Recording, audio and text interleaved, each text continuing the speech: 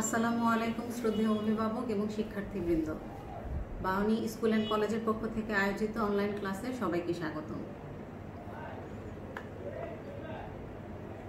আমি আজকে general electronics 2 থেকে অষ্টম অধ্যায় নিয়ে আলোচনা করব। অষ্টম অধ্যায়ে আছে পাবলিক অ্যাড্রেস সিস্টেম। তাহলে চলো শিক্ষার্থীবৃন্দ, আমরা পাবলিক অ্যাড্রেস সিস্টেমটা কি এবং এর প্রয়োজনীয়তাটা কি সেটা জানবো এবং এর শিক্ষণফলটা আগে আমরা জেনে নিই।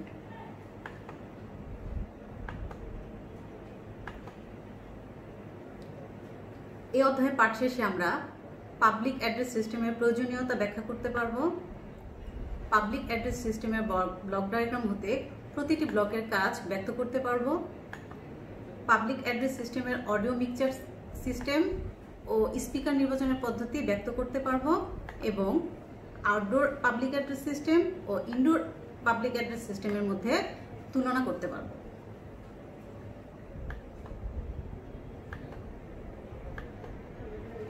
প্রিয় শিক্ষার্থী বন্ধুরা, আমরা এখানে দুটি ছবি দেখতে পাচ্ছি। একটি অডিটোরিয়াম, কিছু স্টুডেন্ট পারফরমেন্স করছে এবং বাকিরা সেই পারফরমেন্স দেখছে। আর দ্বিতীয় ছবিটিতে আমরা দেখতে পাচ্ছি দুটি মাইক। মাইক মানে তো তোমরা জানো, মাইক হচ্ছে স্পিকার। আচ্ছা বলো তো, এগুলো কি, এখানে কি বোঝাতে চাচ্ছি? হ্যাঁ শিক্ষার্থী বন্ধুরা, এই যে ছাত্ররা এখানে পারফরমেন্স করছে, ওদের কথা বা শব্দটা দেখো একদম পিছনের প্রথম সারির ছাত্রদের থেকে শুরু করে পিছনের সারির ছাত্রদের মাঝে পৌঁছাচ্ছে। আর এই যে মাইক, এই মাইক কোথায় ব্যবহার করে বলো তো?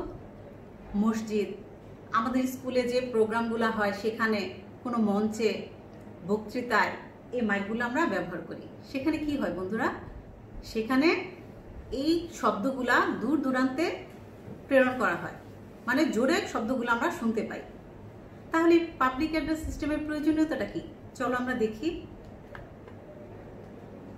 পাবলিক অ্যাড্রেস সিস্টেমের প্রয়োজনীয়তা: দূরত্বের সাথে শব্দের তীব্রতা কমে যায়, সুতরাং মিটিংয়ে অনেক মানুষের বক্তৃতা করার সময় বিবর্ধিত করতে হয় যাতে স্টেজ হতে দূরে অবস্থানরত লোকজন সুবিধাজনকভাবে বক্তব্য শুনতে পারে। যে সিস্টেমে এই কাজটি করতে পারে তাকে পাবলিক অ্যাড্রেস সিস্টেম বা সংক্ষেপে পিএ সিস্টেম বলে।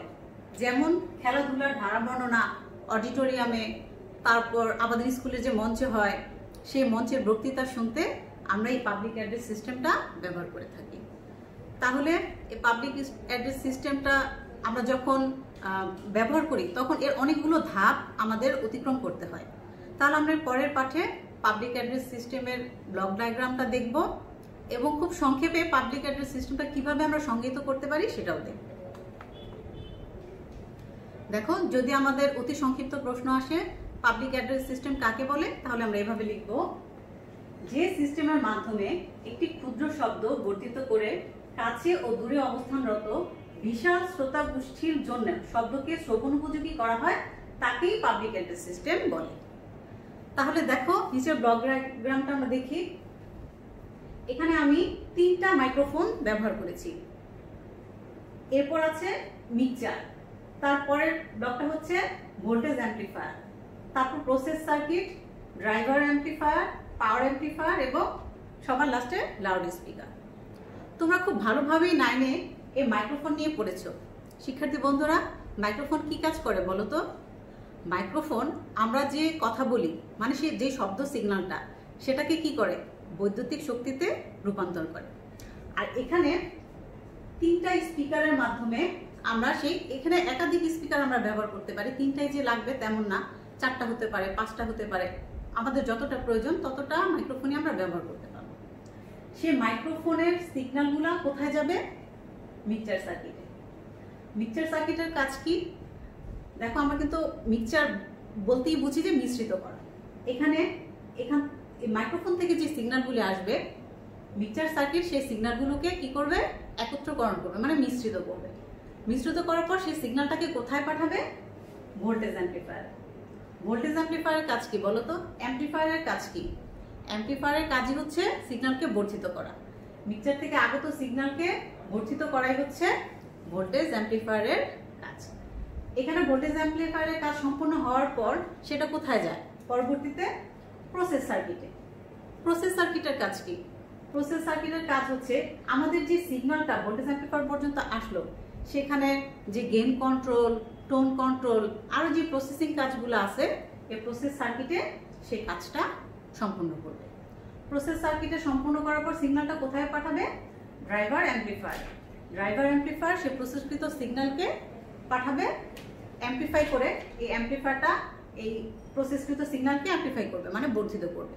সেটাকে পাঠাবে পাওয়ার অ্যাম্পলিফায়ার। পাওয়ার অ্যাম্পলিফায়ার পাওয়ারকে বর্ধিত করার পরে, কারণ আমাদের সিগন্যালটা তো খুব ছোট থাকে, সেটাকে অনেক দূর পর্যন্ত আমাদের পৌঁছাইতে হয়, যার কারণে এগুলাকে দেখো কয়েকটা ধাপে আমাকে অ্যাম্পলিফাই করতে হয়।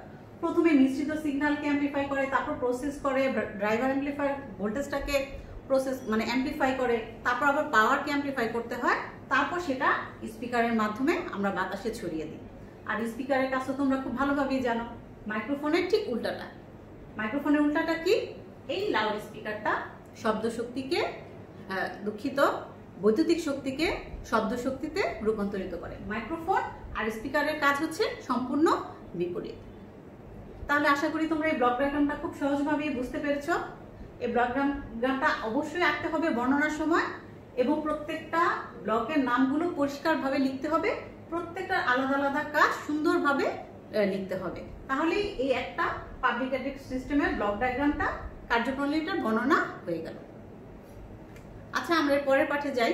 তার আগে আমি বলি, দেখো এগুলো কিন্তু প্রত্যেকটা এক একটা সার্কিট। এক একটা সার্কিট, তোমরা সার্কিট সম্পর্কে তোমাদের ধারণা আছে, প্রত্যেকটা এক একটা সার্কিট। প্রথম যে সার্কিট, আমরা একটা সার্কিট নিয়ে আজকে আলোচনা করব, মিক্সচার সার্কিট। বাকিগুলো তোমরা আরো অন্যান্য অধ্যায়ে পড়বে। আমরা এখানে শুধু মিক্সচার সার্কিটটা নিয়ে আলোচনা করব। চলো তাহলে আমরা মিক্সচার সার্কিটটা দেখি।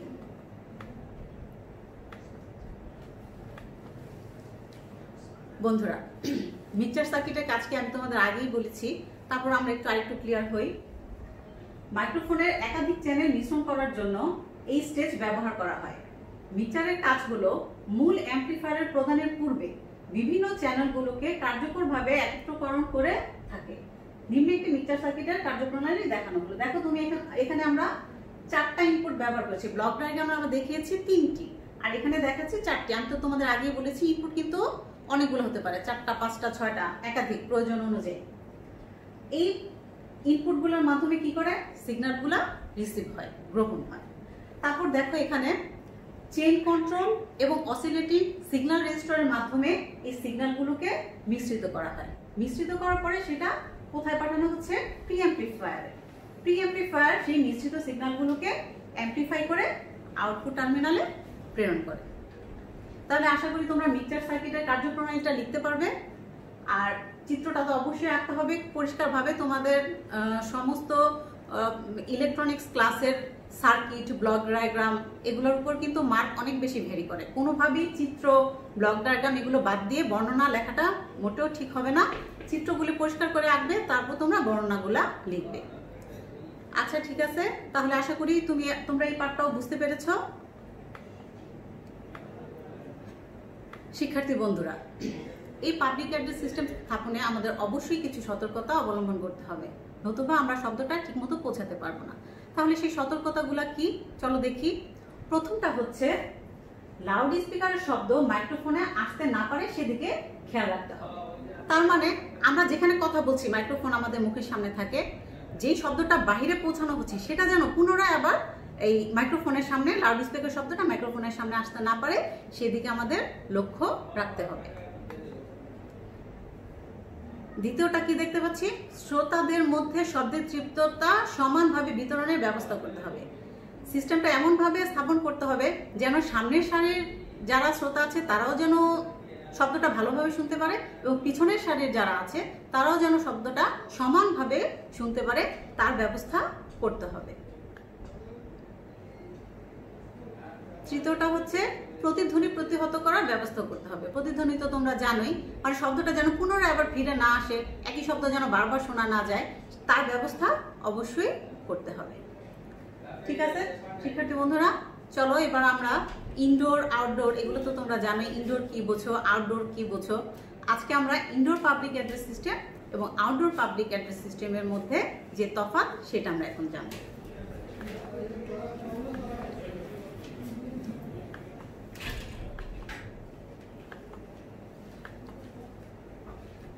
শিক্ষার্থী বন্ধুরা দেখো, এখানে আমরা দুটি ছবি দেখতে পাচ্ছি। এখানে দেখো পাবলিক অ্যাড্রেস সিস্টেমটা কোথায় স্থাপন করা হয়েছে? ঘরের বাইরে, মানে একটা মাঠে, খোলা মাঠে। আর দ্বিতীয় ছবিটাতে একটি রুমের ভিতরে, তার মানে এটা হচ্ছে ইনডোর, মানে ডোরের ভিতরে কক্ষে। আর এটা হচ্ছে আউটডোর, মানে ডোরের বাহিরে। তাহলে এটা হচ্ছে বাহিরে আর এটা হচ্ছে ভিতরে, এটা তো আমরা ছবিতে দেখলাম। তাহলে এর আরো কিছু পার্থক্য আছে, মানে আমাদের ইনডোর আউটডোরের মধ্যে আরো কিছু যে তফাৎগুলো আছে বা তুলনাগুলো আছে সেগুলা কি কি, চলো দেখি। দেখো, যেটা আমি তোমাদের একটু আগে বললাম ইনডোর কি আউটডোর কি। আউটডোর পাস বা পাবলিক অ্যাড্রেস সিস্টেমের পূর্ণ অর্থ হচ্ছে আউটডোর পাবলিক অ্যাড্রেস সিস্টেম, আর ইনডোরের হচ্ছে ইনডোর পাবলিক অ্যাড্রেস সিস্টেম। সংখ্যাটা কি হবে? যে সিস্টেমের মাধ্যমে একটি ক্ষুদ্র সাউন্ডকে বর্ধিত করে ঘরের বাইরের পরিবেশ বিশাল শ্রোতাগোষ্ঠীর জন্য শ্রবণ উপযোগী করা হয় তাকে আউটডোর পাবলিক অ্যাড্রেস সিস্টেম বলে, মানে বাইরের শ্রোতাগোষ্ঠীর জন্য। আর ইনডোরটা হচ্ছে যে সিস্টেমের মাধ্যমে একটি ক্ষুদ্র সাউন্ডকে বর্ধিত করে ঘরোয়া পরিবেশে ক্ষুদ্র শ্রোতাগোষ্ঠীর জন্য শ্রবণ উপযোগী করা হয় তাকে ইনডোর পাবলিক অ্যাড্রেস সিস্টেম বলে, মানে ঘরের ভিতরে একটা অডিটোরিয়াম হতে পারে, আমাদের একটা রুম হতে পারে।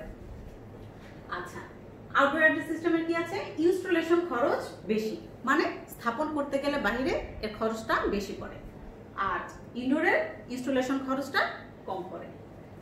শ্রোতা বিভিন্ন এলাকায় অবস্থান করতে পারে। আমাদের স্কুলে যখন স্পোর্টস হয়, দেখো আমাদের স্পোর্টস হচ্ছে মাঠে, কিন্তু বাইরে থেকেও কিন্তু শ্রোতারা আমাদের স্কুলে কি ধরনের প্রোগ্রাম হচ্ছে, কি গান হচ্ছে, কখন কোন খেলাটা হচ্ছে আমরা শুনতে পারি। তার মানে শ্রোতারা বাইরে বসে বা যে কোনো এলাকা থেকে বসেও অবস্থান থেকেও তারা এই শব্দগুলা শুনতে পারে।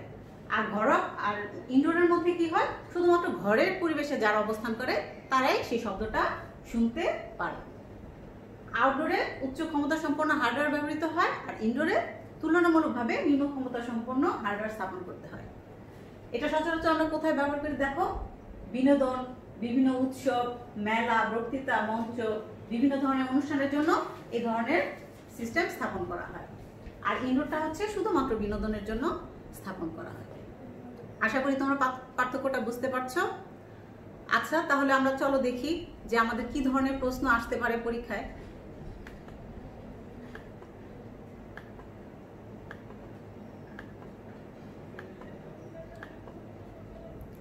দেখো, আমাদের তো 3 ধরনের প্রশ্ন হয়, অতি সংক্ষিপ্ত, সংক্ষিপ্ত এবং রচনামূলক।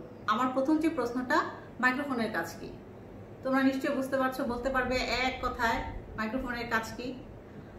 পাবলিক অ্যাড্রেস সিস্টেম স্থাপনের কি কি সতর্কতা অবলম্বন করতে হয়? আমরা কয়টা সতর্কতা করেছি? 3টা সতর্কতা করেছি। আমরা খুব সুন্দরভাবে এই সতর্কতাগুলা লিখতে পারবো আশা করি। তৃতীয়টা দেখো, পাবলিক অ্যাড্রেস সিস্টেমের ব্লক ডায়াগ্রাম সহ কার্যপ্রণালী বর্ণনা করো। আশা করি তোমরা লিখতে পারবে এবং তোমরা খুব ভালোভাবেই বুঝেছো। শিক্ষার্থী বন্ধুরা, আজ এই পর্যন্তই। আগামী ক্লাসে আবার দেখা হবে। ততদিন ভালো থেকো, সুস্থ থেকো, বাসায় নিরাপদে থাকবে, স্বাস্থ্যবিধি মেনে চলবে। ধন্যবাদ।